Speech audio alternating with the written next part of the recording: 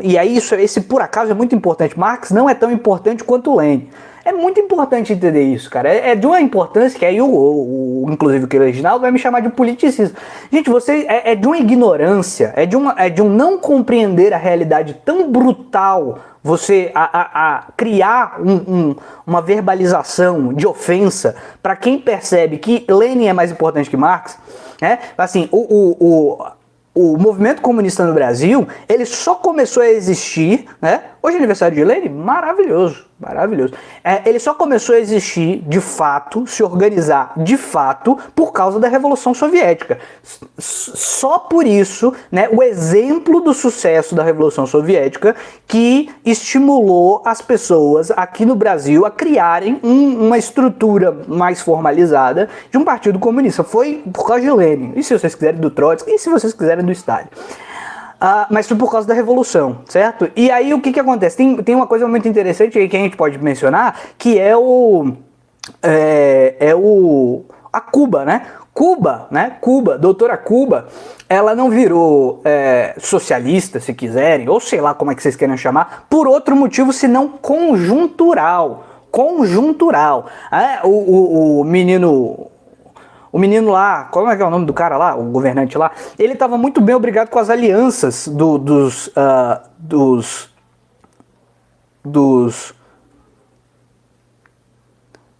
eu não estou ignorando, gente, eu não estou ignorando, é um negócio que se chama assim, o Ribrius falou, você está ignorando a importância da organização que Marx fez, sei lá, a Primeira Internacional e essa coisa toda e tal. Não estou ignorando. O que eu estou dizendo é o seguinte, se não tivesse Revolução Soviética, se não tivesse acontecido a Revolução Soviética, o marxismo provavelmente seria tão grande quanto o anarquismo, que é muito pequeno, certo? Tão grande quanto o anarquismo, provavelmente. Agora, o movimento comunista é muito maior, e ele é muito maior só e exclusivamente por causa da Revolução Soviética. Então a política tem um papel muito importante na formulação das ideologias, mais importante às vezes do que os processos econômicos, né? Que é difícil porque aí eu tô batendo de frente com o marxismo, né? A estrutura política, a formação, a vitória de certas estruturas, de certas coisas, né? Tem um papel muito importante na emanação psicológica das pessoas.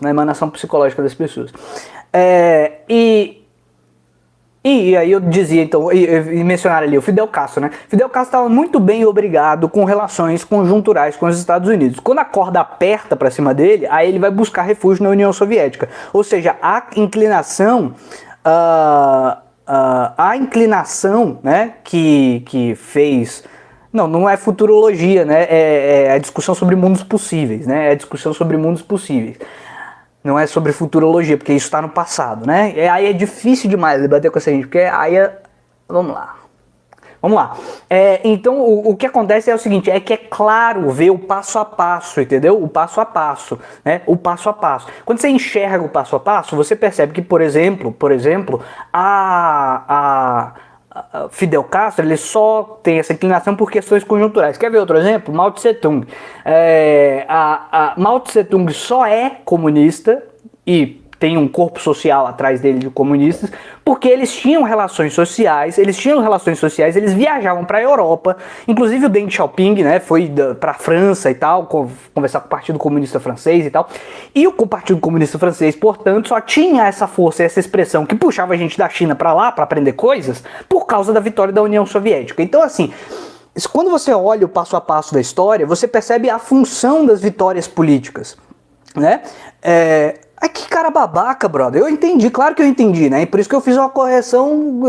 Deixa de ser babaca, meu brother, pelo amor de Deus. Então, assim, o que eu tô tentando mostrar é que se você conhece a história, o passo a passo, você percebe quais são os dados de informação que têm influência, que são indispensáveis para aquele fenômeno acontecer. Então, se o Mao fez a revolução, ele não fez sozinho.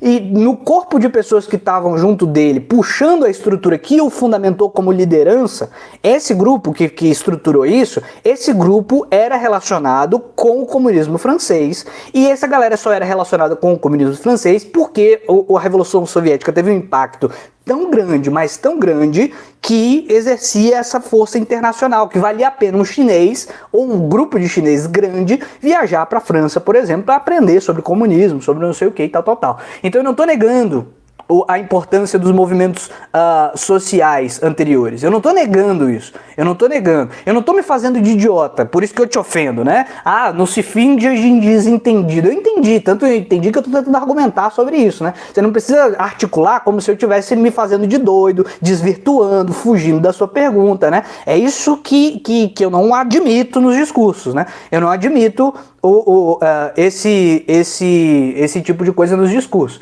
Mas vamos lá, então. Então o meu ponto é o seguinte: se você observa a história, você entende o impacto da expressão política do surgimento da União Soviética, inclusive no espalhamento do comunismo pelo mundo, inclusive na disputa União Soviética e Estados Unidos. Como é que é o nome do cara lá do Vietnã? Do Vietnã. Ele fala: eu gostei do comunismo, o cara lá do Vietnã. Como é que é o nome dele?